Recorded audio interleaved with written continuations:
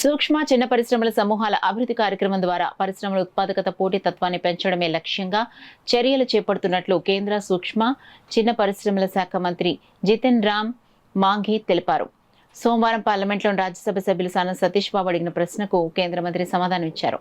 దేశవ్యాప్తంగా మొత్తం 606 ప్రాజెక్టులకు ఆమోదం లభించగా ఆంధ్రప్రదేశ్ మరియు రాష్ట్రాల్లో 47 ప్రాజెక్టులు ఆమోదించబడ్డాయని తెలిపారు. ఈ ప్రాజెక్టులో 11 ఉమ్మడి సౌకర్య కేంద్రాలు, 36 మౌలిక సదుపాయాల అభివృద్ధి పనులు ఉన్నాయని కేంద్ర మంత్రి తెలిపారు. శ్రీమాన్ సానా సతీష్ బాబు గారు.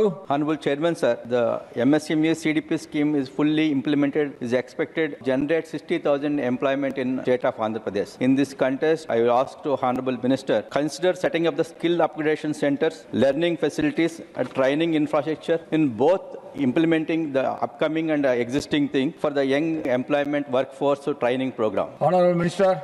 महोदय, हम जो ये स्कीम लागू करते हैं उसका दो पहलू है।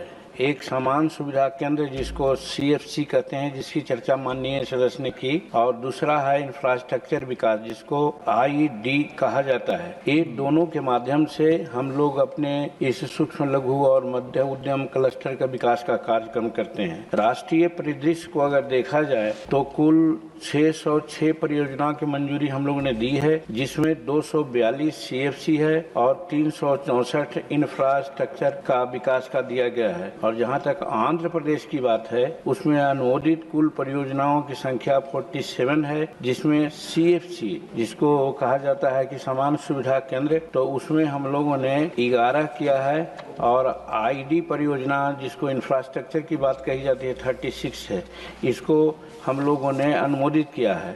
और पूर्ण हुई है इसमें जो कार्यशील है वो है CFC में 5 और IDF में है 12, और इससे जो रोजगार सृजित हुए हैं 8,300 हुए हैं CFC में, और फिर इंफ्रास्ट्रक्चर में हुए हैं 57,793। तो इस तरह से है। और जहाँ तक इनके जिला का सवाल है, काकीनाडा जो पूर्वी गोदावरी में माननीय संसद का निवास भी है, प्रिंटिंग क्लस्टर में CFC संचालित है, और पोड्डापुरम, भीमावरम और समलकोट में इंफ्रास्ट्रक्चर निर्माणाधीन है। और पश्चिमी गोदावरी में माननीय सदस्य का जो जन्म स्थान है, वहाँ कोका नस्ट क्लस्टर में हम लोग एक CFC कार्यान्वित कर रहे हैं, और एक तनुकू में इंफ्रास्ट्रक्चर विकास परियोजना का हम लोग काम कर रहे हैं।